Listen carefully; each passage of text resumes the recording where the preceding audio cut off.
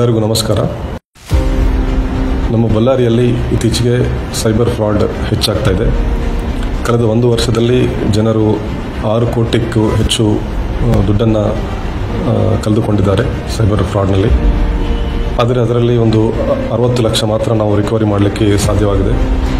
ಇದು ಯಾಕೆ ಆಗ್ತಾ ಇದೆ ಅಂದರೆ ಜನರಿಗೆ ಸರಿಯಾದ ಅವೇರ್ನೆಸ್ ಇಲ್ಲ. ಒಂದು ಸೈಬರ್ ವಂಚನೆ ಆದರೆ ಯಾವ ರೀತಿ ರೆಸ್ಪಾಂಡ್ ಮಾಡಬೇಕು, ಏನು ಮಾಡಬೇಕು ಅಂತ ಗೊತ್ತಾಗ್ತಾ ಇಲ್ಲ.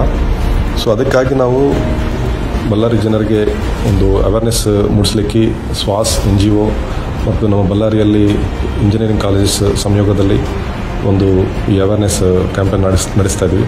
ನಮ್ಮ ಬಳ್ಳಾರಿಯಲ್ಲೇ ರಿಜಿಸ್ಟರ್ ಆದಂಥ ಕೇಸಸ್ ಎಲ್ಲ ಸ್ಟಡಿ ಮಾಡಿ ಅನಲೈಸ್ ಮಾಡಿ ಅದನ್ನು ಒಂದು ರೀಲ್ ಮೂಲಕ ಜನರಿಗೆ ತಲುಪಿಸ್ಬೇಕಂತ ನಾವು ಈ ಅವೇರ್ನೆಸ್ ಕ್ಯಾಂಪೇನ್ ಮಾಡ್ತಾಯಿದ್ವಿ.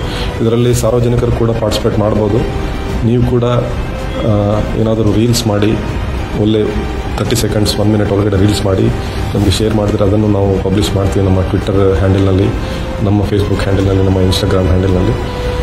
ಈ ರೀತಿ ಒಟ್ಟಿಗೆ ನಾವು ಒಂದು ಅವೇರ್ನೆಸ್ ಕ್ಯಾಂಪೇನ್ ಮಾಡೋಣ ಮತ್ತು ಎಲ್ಲರೂ ಸೇರಿ ಒಂದು ಜಾಗರೂಕತೆ ಮೂಡಿಸೋಣ. ಇದರ ಮೂಲಕ ನಾವು ಒಂದು ಸೈಬರ್ ಸುರಕ್ಷಿತರಾಗಿ ಇರೋಣ. ಧನ್ಯವಾದಗಳು.